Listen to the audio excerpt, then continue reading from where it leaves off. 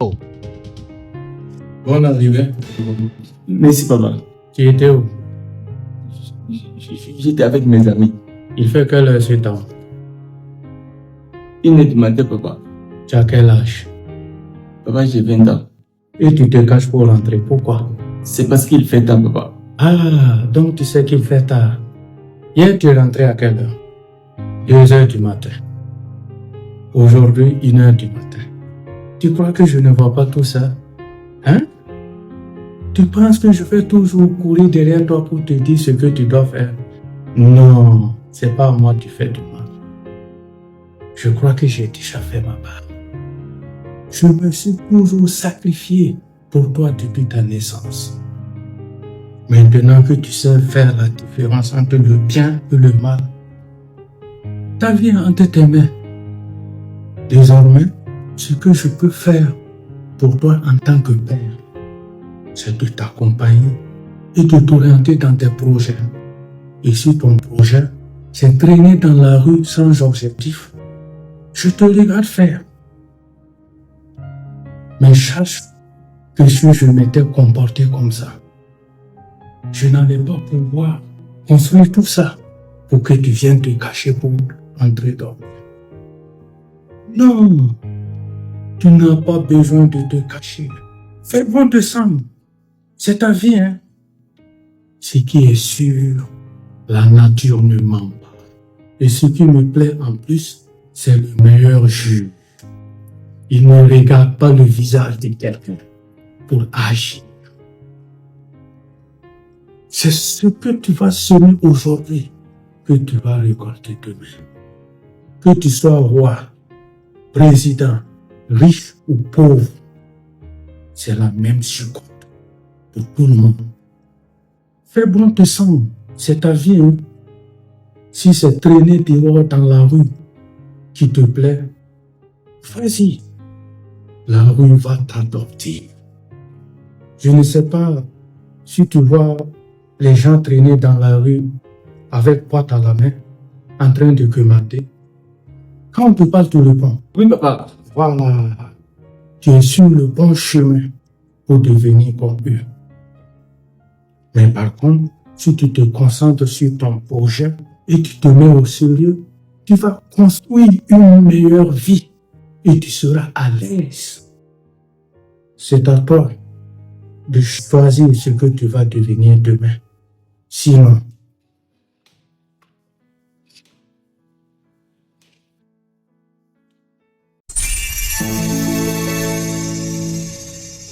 sortie nocturne, fête à répétition, réseaux sociaux omniprésents, consommation des stupéfiants. La jeunesse d'aujourd'hui est-elle en train de se perdre? Certains n'hésitent plus à parler de dépravation de messe, une génération sans repère, influencée par un monde numérique incontrôlable. D'autres, au contraire, dénoncent une vision trop dure et accusent les adultes d'avoir abandonné leur rôle.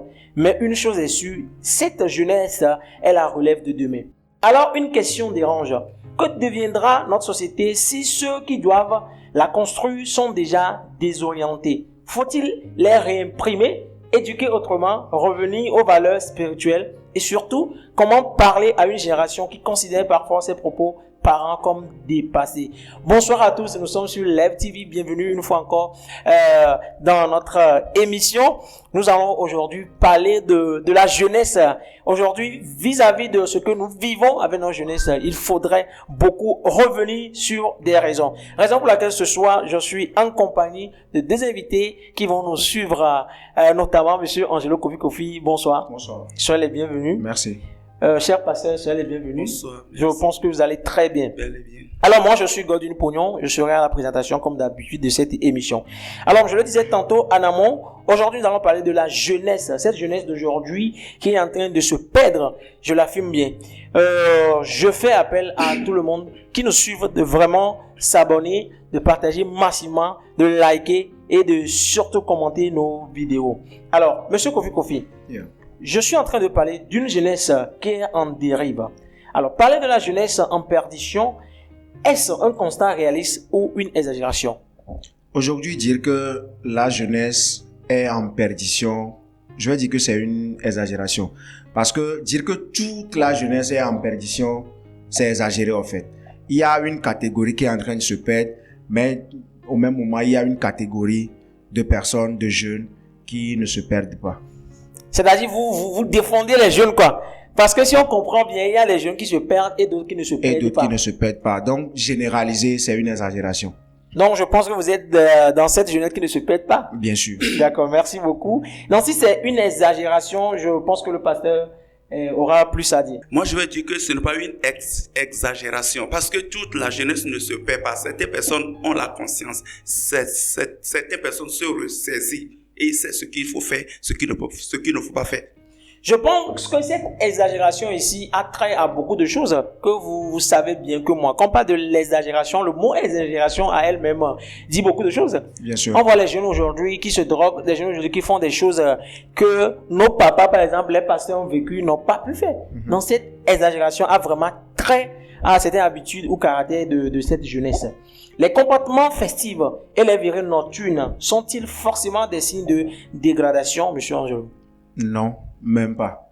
Ah bon? Le fait que je sois un jeune qui aime les fêtes, qui aime sortir la nuit, ne veut pas dire que je suis dépravé. Ou bien ne veut pas dire que je suis en train de me perdre. C'est évident que quand tu es dans la nuit, c'est évident que tu peux te corrompre. Tu peux faire des expériences qui ne sont pas bonnes. Mais il y a des jeunes qui sont dans la nuit, qui sont en train, par exemple, de chercher Dieu. Il y a des jeunes qui sont dans la nuit, peut-être, ils sont en train de poursuivre leurs rêves. Et il y a des jeunes aussi qui sont dans des fêtes, qui sont dans des sorties. Ce n'est pas parce qu'ils sont en train de se perdre, mais c'est parce qu'ils sont en train de se chercher. C'est parce qu'ils ont des problèmes.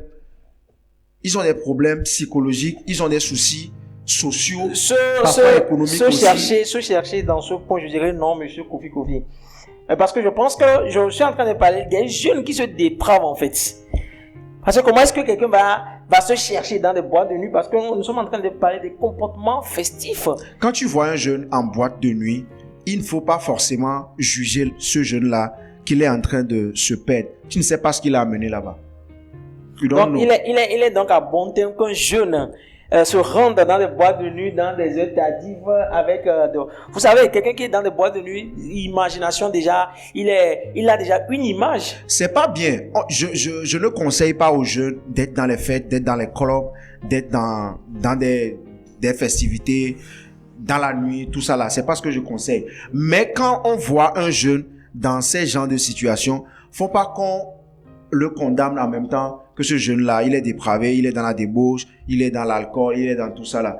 Pourquoi il est en train de mener cette vie? Pourquoi il est là-bas? Pourquoi il aime tant les fêtes? D'accord. Maintenant, quand vous parlez de pourquoi il est là-bas, il aime les fêtes au donc ce sont des questions profondes maintenant. Ce sont des questions. Alors, je m'en vais vous demander pourquoi maintenant ces jeunes se tournent vers les essais, les fêtes, les drogues et autres. Aujourd'hui, la jeunesse se tourne vers la drogue, l'alcool, le sexe, tout ce qui va avec, à cause de ces manques que la jeunesse a. Aujourd'hui, il y a un manque crucial d'une oreille attentive. Il y a un manque crucial de l'affection des parents. Il y a un manque de l'amour, cet amour vrai, cet amour fraternel. Ça n'existe plus. Mais là où il y a un manque d'amour fraternel, l'amour érotique, l'amour du sexe va prendre le dessus. Et quand l'amour du sexe, ça vient, c'est que l'alcool, la drogue, tout ce qu'il faut pour être viril, tout ce qu'il faut pour être attirante, ça va accompagner ça. Et là, la dépravation, ça va de pair avec. Merci. Bon, est-ce que je vais vous poser cette question? Suis-je satisfait de votre argument? Je me le demande. Parce que est-ce qu'un jeune peut se rendre à cause de ces choses? Aujourd'hui, vous avez donné une réponse que le pasteur aussi a affirmé que c'est une exagération. Si on dit, n'est-il pas une exagération qu'un jeune se dit parce qu'il n'a pas d'oreille attentive là et c'est pour cette raison qu'il se rend dans des boîtes et tout ce qui va avec? C'est pas que c'est une raison valable. Hein. Je ne dis pas que c'est une raison valable. Quand on ne t'écoute pas, va dans les clubs. C'est pas ce que je dis. Ah, d'accord. Mais il s'est retrouvé là-bas parce qu'il n'a pas eu d'option. Non, je dirais les 20% peut-être des 100. Peut-être. Ah, d'accord. Monsieur Angelo, merci pour cette explication que je ne suis pas trop satisfait, mais Je pense que ceux qui nous suivent seront peut-être satisfaits. Alors, cher pasteur, y a-t-il une responsabilité des parents dans cette situation? Dans cette situation, les parents ont une responsabilité très très précise. Parce que parfois, si tes enfants sont désobéissants, ils n'ont pas pu écouter ce que tu as dit, ils ne sont pas dans ce que tu veux, tôt ou tard, toutes les responsabilités sont jetées sur les parents. Yeah. Personne ne va pas dire que l'enfant tel. Tout le monde regarde le père de l'enfant et la mère de l'enfant, les parents de l'enfant. Donc, ils ont une responsabilité d'une manière et d'autre. Ils devaient s'efforcer, ils devaient chercher, ils devaient faire tout et tout jusqu'à ce que la grâce soit sur leur enfant. Merci, ils doivent faire tout et tout pour que cette grâce soit sur l'enfant. Cher pasteur, faire tout et tout pour éviter à un jeune de se dépraver. Non. Certains parents ont fait ce qu'il faut. Spirituellement, physiquement, émotionnellement, côté d'affection, donner, dépenser sur les enfants, mais finalement, c'est autre chose. Ah d'accord. Cette émission, je pense que ceux qui nous suivent vont toutefois nous aider dans les commentaires parce que aujourd'hui c'est un problème, c'est un phénomène que nous devons vraiment en parler. Nous devons faire recours même c'est-à-dire à des organisations pour plus parler. Monsieur Kofi, la société actuelle offre-t-elle suffisamment de repères solides aux jeunes? Repères solides aux jeunes, je ne crois pas. Aujourd'hui, comme je le disais tantôt, la jeunesse manque de beaucoup de choses. La jeunesse manque de repères. La jeunesse manque de personnes âgées de confiance. Donc, il n'y a pas vraiment de repère qui est donné à la jeunesse. Il n'y en a pas. Ah bon? Il n'y en a pas. Mais il le faut quand même. Il le faut. Maintenant, qu'est-ce que vous me proposez? Comment est-ce que ça peut se créer en fait? Si je dois proposer quelque chose, je vais dire que il faut qu'on se concentre aujourd'hui. Je vais retirer quelques mots. Quand je dis il n'y a pas, ce serait un peu trop dit. Oui. Il y a trop moins, quoi. Oui, voilà. Il y a trop moins, peut-être 2%. Il y a trop moins de repères, de personnes qui s'intéressent vraiment et qui comprennent vraiment la jeunesse. Donc aujourd'hui, on va pas chercher à augmenter le nombre de personnes, de repères, tout ça là. Mais les 2%, les 3% là, il faut qu'ils se donnent vraiment au travail. Qu'ils se mettent vraiment proches de la jeunesse. D'accord, merci beaucoup. Nous faisons une fois encore appel à ceux qui nous suivent, les amoureux de cette émission, de s'abonner, de vraiment partager cette émission, afin que bon nombre nous suivent, parce qu'il le faut vraiment, Cher pasteur, vous avez parlé de quelque chose maintenant. Vous avez parlé des parents, des attentions des parents à l'égard des enfants. Maintenant, comment recréer ce dialogue entre parents et enfants? Bon, pour recréer ce dialogue entre parents et enfants, il faut les instructions, les enseignements, les conseils, ce qui se faisait depuis, mais il faut augmenter ça, il faut multiplier ça.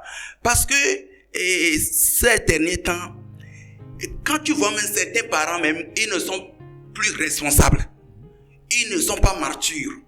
Ils n'ont pas cette posture, cette capacité de diriger l'enfant, de conduire l'enfant, de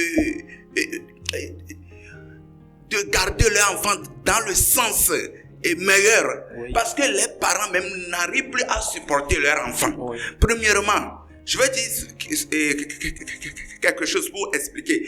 Premièrement, le parent a problème d'argent. Le parent a beaucoup de soucis. Le parent n'arrive même pas à se souvenir de ses besoins jusqu'à ce qu'il va diriger son enfant. C'est ce qui fait plusieurs filles, plusieurs garçons. Ils s'en vont n'importe où ils peuvent aller. Ils se cherchent. Selon, comme Angelo vient de le dire. Oui. D'accord, merci pasteur.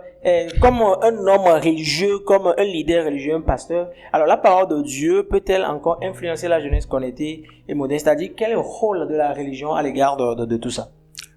L'église doit enseigner, l'église doit prier, l'église doit organiser des conférences et des programmes pour la jeunesse, pour les parents et autres.